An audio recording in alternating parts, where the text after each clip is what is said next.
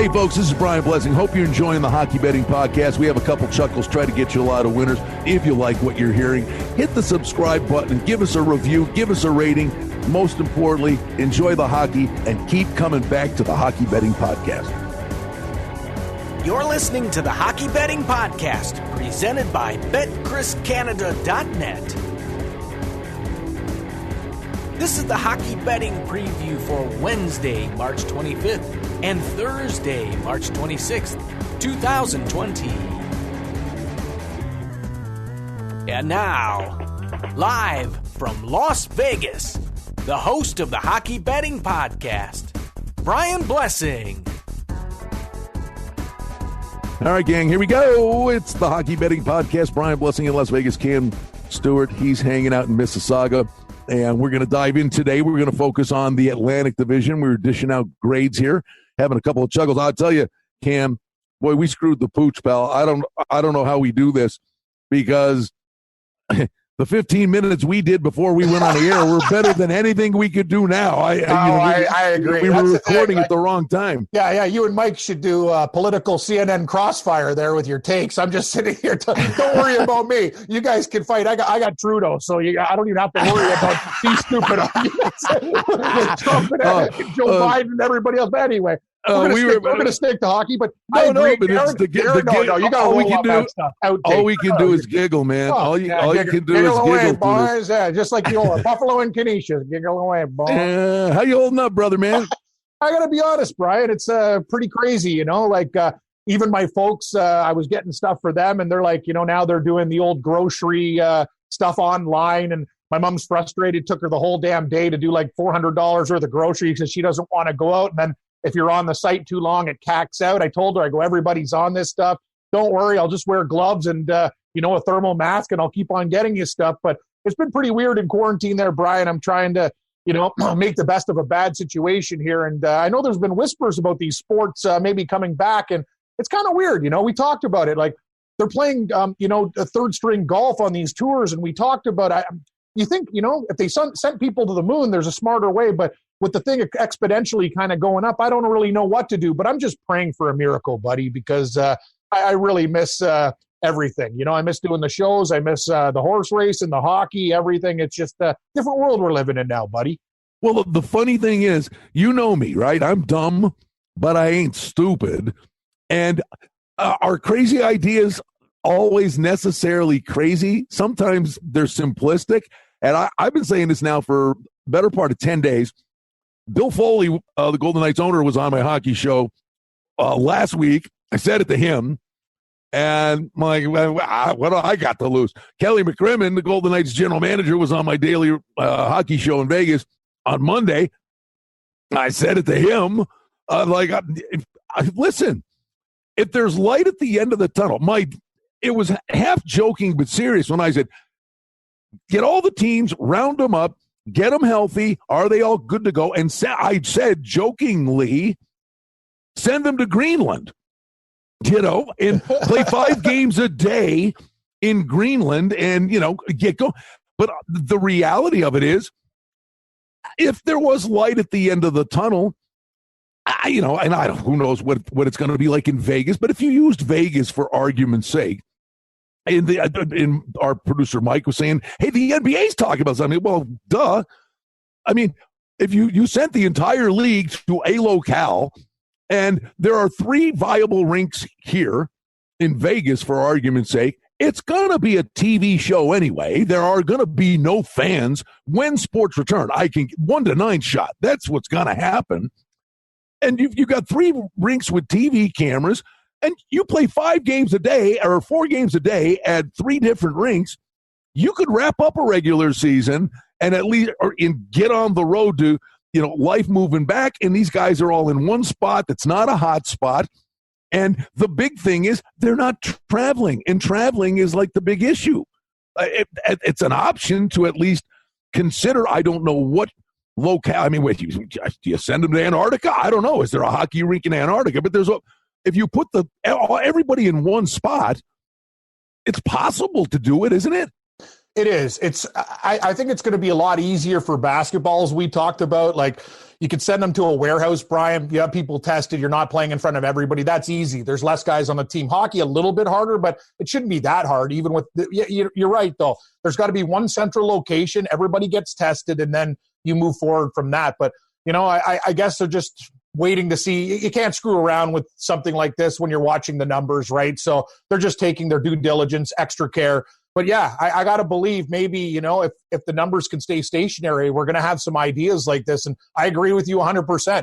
You have to bring it to one location. You test the people. And then from there, that they can't give it to everybody else. Everybody else is clean. And then you move forward from there. I agree with you 100%. The thing that shocks me is they're still playing golf. Like, I'm watching a third-tier women's golf tournament. I get odds for that from the girls from the NCAA, yet the PGA Tour already canceled all this stuff. Me and you talked about it. This is the easiest thing. You cut down the fields to 80. You don't talk to your partner. You can get younger marshals if you want. You play the games. That's the thing that's shocking is some of the other sports. I think golf is something you can do. But Cam, marshals, you don't need – there's no fans. Yeah, there's nobody there. You're right. Find your own ball. By the way, this is a different podcast. I cannot wait. If that ever happened, even if it was only for a month or 5 weeks, I would drool over pro golfers playing an incredible venue with no fans, because that if they hit a crummy shot, they're playing it from where you and me are playing it instead of it hits the gallery and it didn't cost them anything. Yeah, how many times do we watch? Oh yeah, the guy me and Brian has, it hits off them, goes right into the fairway instead of the water or the rocks or the desert. Yeah, no, I'm exactly with you on that one, buddy. That's for sure. The glass is half full in my world, kiddo. Let me tell you something. So by the way, before we start, we're going to dive in. You drank the noise, and I could see you before we started. The face you made, the noise you made, you were drinking some hideous concoction. Yeah, you saw the color too. What the hell? What were you drinking? Well, I made the thing is, I had coffee, and I didn't realize I left the bottom of my zinc orange Kaplan in there. So I basically had a Folgers Tang parlay there, and it was pretty gross, man. It was pretty gross. It was awful. If Neil Armstrong had choked down a Tang Folgers combination, he'd have said, "Leave me on the moon." Exactly. No, it was disgusting, Brian. And you know me, I'll basically eat like asphalt. You've seen me at a buffet. So yeah, if I'm grimacing, it's a bad taste. All right. We were giving out grades. I like what we did the other day with the grades thing. Me too. We did the Metro. Let's let them have it in the Atlantic. We're going to let them have it, buddy. Boston, A. If you want to say A+, knock yourself out. You got a dynamic goaltending duo. When you say some teams, and it's funny, just them what they are, but based on an 82-game schedule, when you've got a combination like Rask and Halak, back-to-back games don't mean nearly as much to a team like the Bruins than 70 or 80% of the league that's got to throw the backup in and, is Civ-like. Yeah, no, you said it. Boston, year after year. And the thing about these guys is it's incredible to me. Some of their star players are actually guys who've been in the league a long time. And you look at other teams, Brian, this is the thing that I noticed. Teams like Chicago, Los Angeles, teams before that used to be in wars when they were good every year going deep. Boston's that team in the East. They either go to the Cup final, they go deep, and it's hard year after year when you're playing a physical sport like hockey to maintain the level that they do. But they do. And that's Boston. 100 points right now. You're 8 up on Tampa Bay. Are you kidding me? I almost have to give them an A+. We can't give a perfect report card, but almost every question right on Boston's test. You said it. Their goal differential plus 53. They roll out Halak when Tuukka Rask isn't playing. That's fantastic for them. But they've been dealing with injuries too. Let's not forget, every team has. In Boston, had some blue liners out. Pasternak, as I said, has been a beast, and he's getting better all the time. Just a team that you don't want to play because they're tough. They're resilient. They well coached. Everything about Boston, you give a check mark to the pro column. The Bruins are absolutely money, and be careful. They could win the Stanley Cup this year. Isn't it amazing too, Brian? They're 0-7 in shootouts this year. Think about that. Oh wow, that's 7 points that they left off the table, and they got 100 points. If you can believe that, 0-7, they haven't won one, and they got 100 points. By the way, power to them. They didn't win one with those goalies. Wow. Yeah. But here, I'll tell you this. That we don't need Lionel Hutz from The Simpsons, our lawyer, to tell you that's why the shootout's stupid too, right? We have two goalies of that magnitude, yet this team is 0-7 in shootouts. Play the 3-on-3. We've talked about that before. But, hey, when hockey moves forward in the next year, I know that it would take longer to do it. But I'm thinking in a couple of years, Brian, it is going to happen. I'd really like to see the shootout go the way of the ghost. It has to go. So hopefully this all comes back, and I'll tell you this, they have no shot to win the Stanley Cup. None. They have no shot. No, they're winning the President's Trophy, and that thing's plutonium. I mean, you just take a mallet to it. You ain't winning a cup if you're the President's Trophy winner. You're not. You know what, though, Brian? I think it's different with Boston in comparison to Tampa Bay. I just think they're a team that can overcome something like that. I agree with you. Evidence proves it. You win the President's Trophy, you're done in the playoffs. But just with the veterans that they have, I think it's a totally different vibe. And I think if one team can overcome something like that, it's the Boston Bruins. So I am not going to count them out. Even if they do win the President's Trophy, I still think they're a team that can go all the way.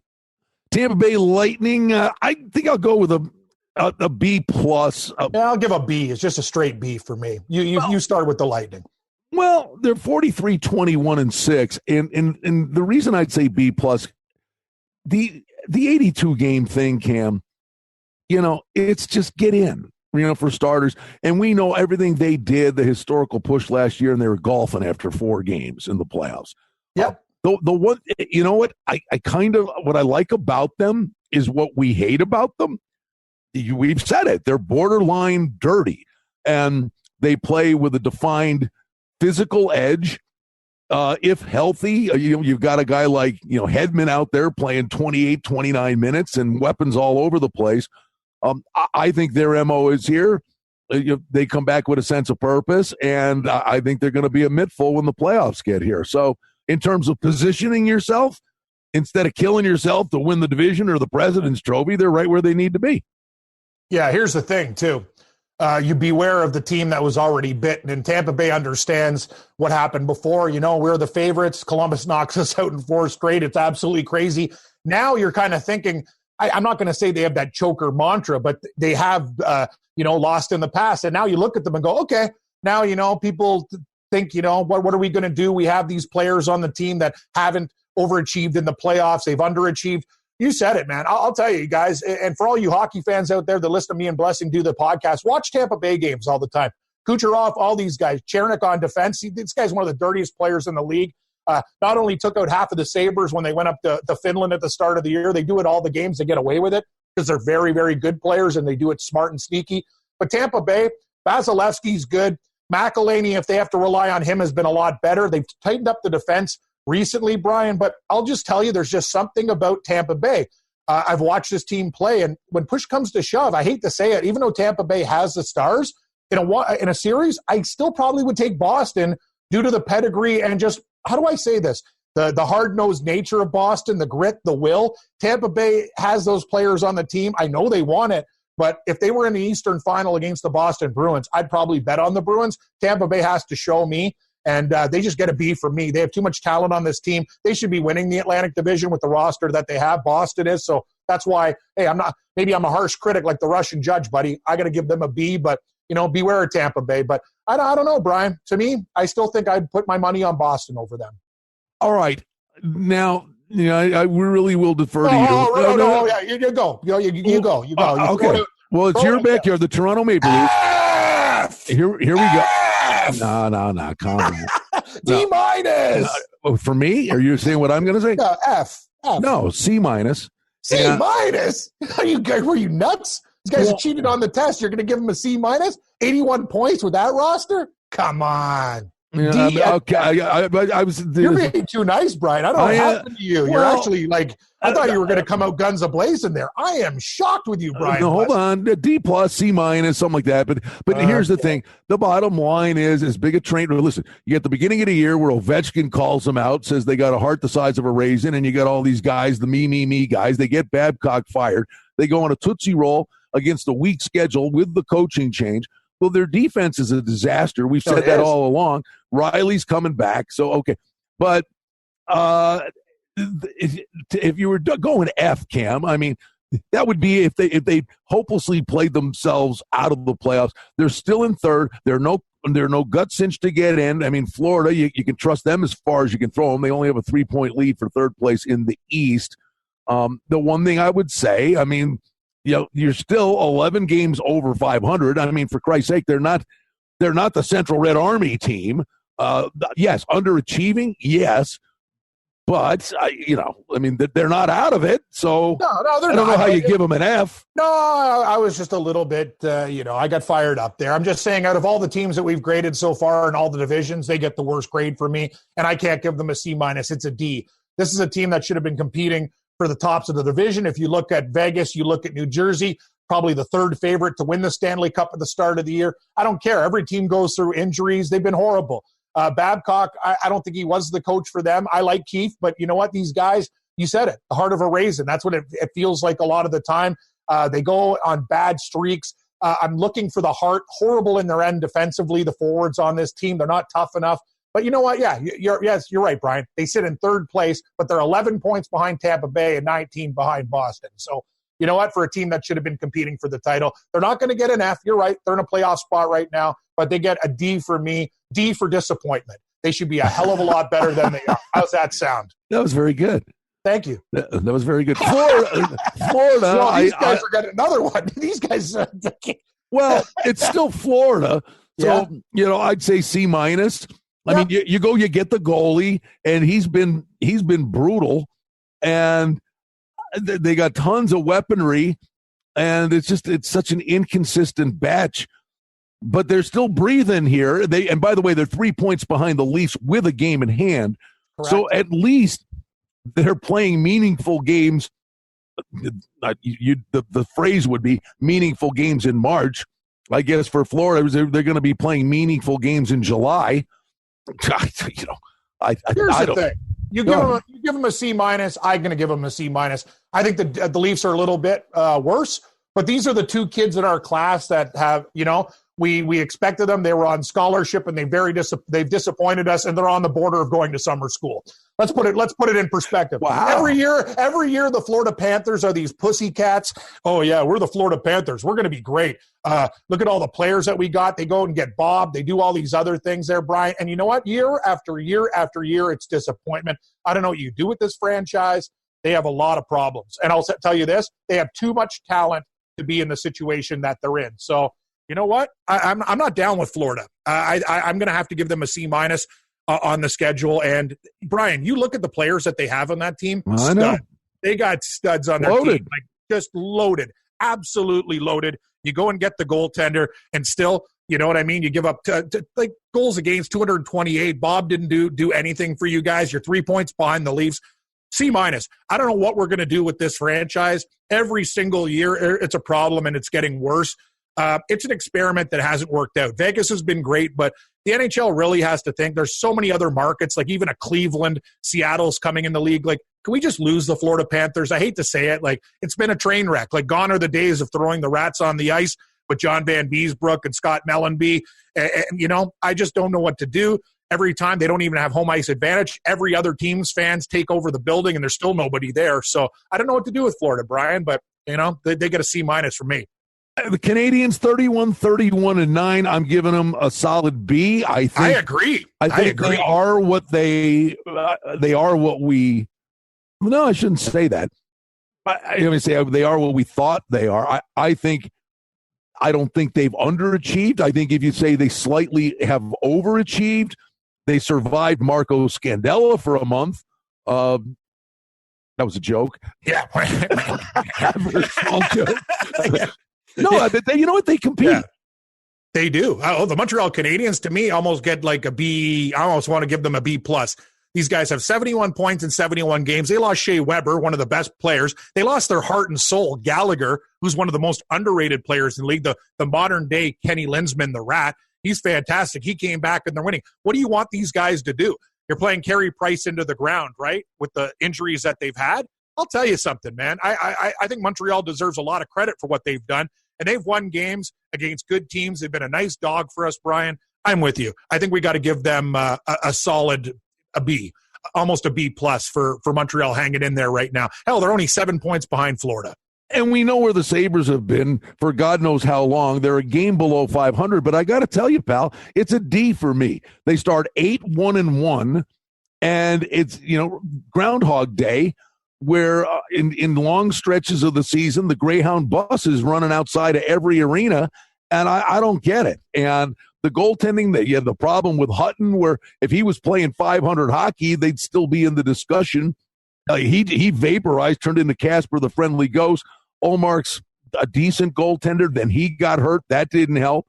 Eichel was having an MVP type season. He's vaporized. It's the same old tune, man. It's sickening. I mean, Jeff Skinner, $72 million. Skinner, yeah. Skinner. What's the deal? He could go on your patio with Lake Erie right outside you, and he couldn't get it in a lake. No, you're absolutely right. How many open nets? Wait a minute, Skinner, you're not like Skinner misses more empty nets. Why didn't you correct me? It's Lake Ontario, right? Yeah, Lake Ontario. I don't care, Lake Erie. No, it's good. You're absolutely right, Brian. And I'll tell you, Skinner is a guy that misses more empty nets and chances. You watch these guys, and your boy Eichel, he bothers me. Actually, as a human being, he's very, very cocky. And you want to crack jokes about Matthews? Well, I'll talk about Eichel. He talks a big game. He's been a ghost the second half of the season. You're right. Look at Buffalo. These guys, you want to talk about? It's funny. Buffalo and Toronto, the heart of a raisin together, they can't even get a box. They're both brutal. This team has 68 points. I got to give Hutton a little bit of credit. He actually played well for a few games there. They hang him out to dry of late. I'm just saying of late. And for the talent that they still have on the team, it's very disappointing. You're right. Buffalo is a broken record year after year after year, thinking, they got some young talent on their team. Maybe they could do something with it. Well, they don't. I can't give the Leafs a better report card than Buffalo because I think they've been the disappointing team in the Atlantic, but Buffalo is the second most. They're hanging with Florida for me. Very, very disappointing. Buffalo always lets down their fans. Man, the one thing, the poor people in Western New York, our world's been turned upside down here with the COVID-19 thing. Yep. And it's so unfortunate because people had already it's on the calendar every year, the ping pong ball draft show, and they don't know when the ping pong ball draft show is going to be, and people in Buffalo wait for that. That's true, Brian. And, obviously going to be around for another solid pick, but we don't know what's going to happen. And you brought up a great point on the last show, the conditional draft picks. Hockey's tough compared to the other points, other sports, like teams, 69 games, played 71. You look at the point structure, how hard it is. You talk about it, teams before the trade deadline, all the things that they did. Very, very hard to organize all this stuff. And we don't know how the draft's going to go down. So, bottom line is this, Buffalo, though, every single year, this is a year we thought they might be able to squeak into the playoffs. They're not even close. And it's a shame, Brian. I would have gave them a higher grade, but all the games they should have won against teams like Ottawa that we'll talk about and all the lesser lights of the world, the losers to Detroit, all those games came back and haunted the Sabres. They can't beat bad teams. It cost them. Maybe I am being too nice, but I will tell you this. As far as I'm concerned, I give the Ottawa Senators a B+. I agree with you. 25, 34. These guys? They gutted the whole organization. And it's a total rebuild. You look at all the picks they're going to have coming. These guys in 2-3 years, they should be good for a long time to come. But what I just love about them is it's hard to say culture when you're talking Eugene Melnyk, but I think these players show up every night. Their goal differential, they're minus 52. There's not a lot of great things happening there other than you're working with kids. And it's all about what the funny thing is, Cam, I'm sitting there the other night and they showed all these teams are doing it. They're doing it here in Vegas. So, the best games in franchise history. I'm like, well, that game was like 6 months ago. Yeah, but the Sabres, I was watching the other night, they showed Game 6, 1994, Devils and Sabres, Game 6. And I hate watching stuff. I know. You know what? I sat down. It was the coolest thing. One referee, Terry Gregson, elbows, tackling, clutching, grabbing, let it go, sticks, knives, let them play. No penalty. 4 overtimes, 1-0. Hasek makes 70 staves. Brodeur was amazing, and it was so awesome. And I honestly, I kind of like hockey better back then. But I'm watching that, And as I'm watching the game, and I'm going, wow, look at all the guys. I mean, the Devils were loaded, and here's all these names. Then the next night, they showed the last game at the Odd. Well, they only showed it because it was the last game at the Odd. It was the last game of the year. They were going to the new building. It was them against the Hartford Whalers, and they were both missing the playoffs, and they're fighting. But I'm watching going, oh, my God, these guys. But you looked at them. They were missing the playoffs, but it was Michael Pekka was a baby. I'm watching some of the guys who were on this team, and I'm going, wait a minute. 3 years later, that team, albeit with Hasek, that team went to the Cup Finals in 3 years because they're like I was watching the Ottawa Senators of now. Like, wait a minute, there were young guys there, and it was them after having torn it down. It was the back end of LaFontaine's career, but it was the kids LaFontaine. Yeah, but it was the kids that were going to be the core of a team that in 3 years went to the final. So I think Ottawa's going to be good. I really do in a couple of years. I do too. They got Thomas Chabot. As long as Melnyk doesn't screw this thing up, Ottawa is going to be fine, Brian. They have young talent. What the thing about the Ottawa Senators is this. They're only 6 points behind Buffalo. They were supposed to be the worst team in the league. And what are they, about 23 points up on Detroit? So let's give Ottawa a little bit of credit. This team was left for dead, and they've played teams very tough. The losses that they have, like how many times have we watched Ottawa losing 5-4 to Tampa Bay in a shootout or overtime? Like they've battled against the best teams in the league, and I'm with you. As what I said about Chabot, he's one of the best players in the league, period. If you've never seen an Ottawa Senators game, watch this guy. And the draft picks that they're going to have for the next couple of years, you're right, Brian. If these guys don't get in their own way and management knows what they're doing, in 2 to 3 years, the Ottawa Senators are actually going to be a team you don't want to deal with if they don't screw this thing up. So I think there's nothing but upside with this team. They need a downtown arena, though. The Canadian Tire Center out in Canada, it's a joke. You can't get in, you can't get out. It's one of the worst spots in the league, actually. I'd love them to get a new arena eventually, but who knows what's going to happen. But I do like the young talent on this team. I will say this to you, buddy. 2.5 months ago, doing this with you, I looked at it and said, my God, Detroit ain't going to get the 50 points. There's bad. There's tanking bad. These guys are historically bad. Come on. It's like Dylan Larkin and Bernier against the world. I get it. I get a rebuild. This is an atrocity. I mean, it's hard. They get a D minus for me. I'm not going to give them an F because we knew they were bad. But the thing is this, I don't know how they beat Boston on a Saturday afternoon. No, it's brutal. Like it's to a point of, I can't believe how bad Detroit is, but it's weird. Once in a while, like they'll show up. You said it though, like to have 39 points in the National Hockey League where every team gets a point is nuts. They're minus 122 goal differential in comparison to 52 with Ottawa. That's insane. Like these guys won 5 damn games. Brian, they're 5-26-3 on the road. Like But they've actually gotten good goaltending. They have. Actually, Bernier played well. 2 months, Bernier's been terrific. Yeah, I feel bad. Jimmy Howard's done. Like he seems like a nice guy and all, but it's. I think his NHL days, they're over. Detroit, they actually have a couple players on their team, buddy, but yeah, it's a bad situation all in all. For you to have 39 points at this stage is atrocious. You're right. The Detroit Red Wings, it's been sad, Brian. I'm going to give them a D minus, not an F, because I knew they were bad. But yeah, you're right. This is historically poor. All right, we'll keep it shorter today. Let's wrap it up with this. And I posed this question yesterday on my radio show, and I'm curious, buddy. At the end of the day, and we'll see what format they use, how it all pans out.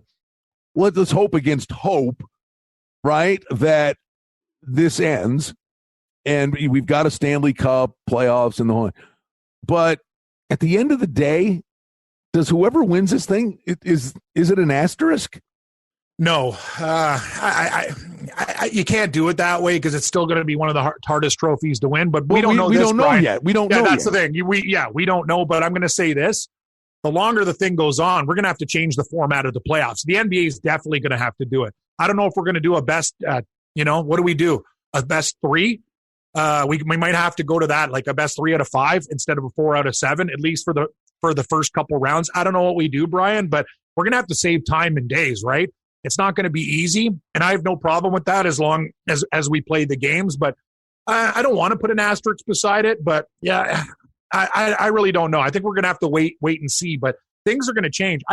Hockey's one of those sports. I know they play more than the NBA, and they'll like, but on a back-to-back, these guys are going to have to play, Brian. You're going to look at the situation and go, wow, like it is a long, hard playoff. We see how long the playoffs take. They got to change the format.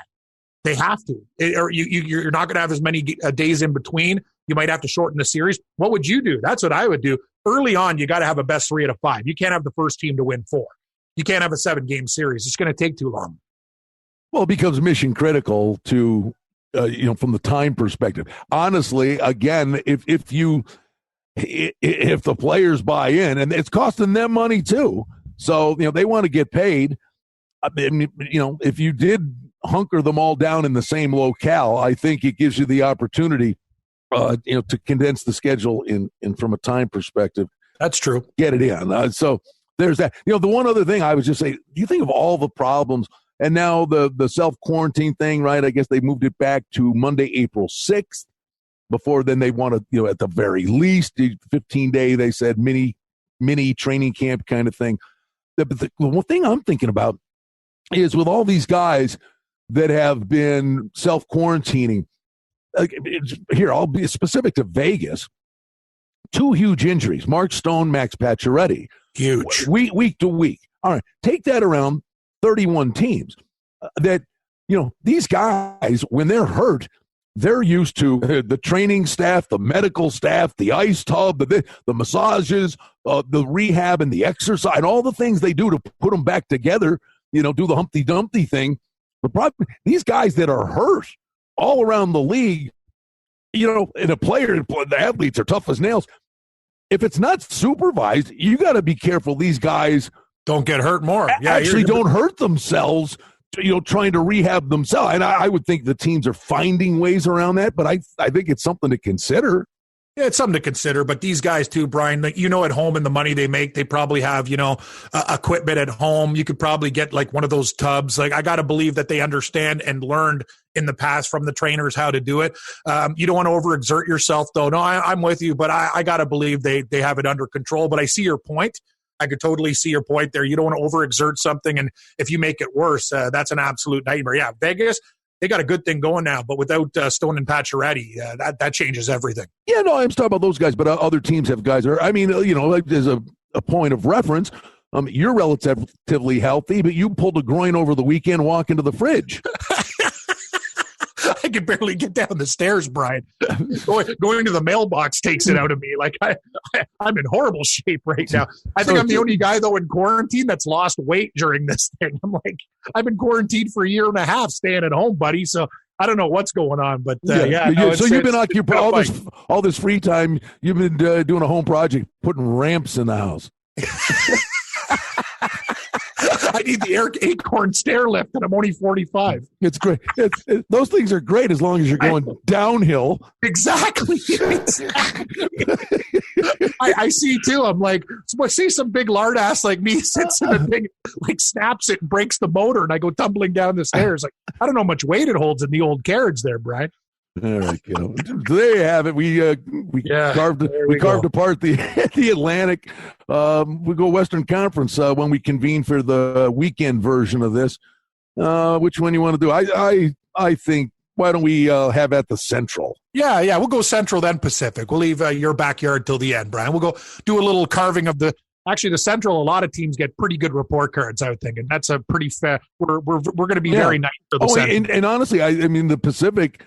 When we get to it, and we'll save this, but when we get to it, for long stretches in the first third of the year, going, it's the worst division in hockey by a mile.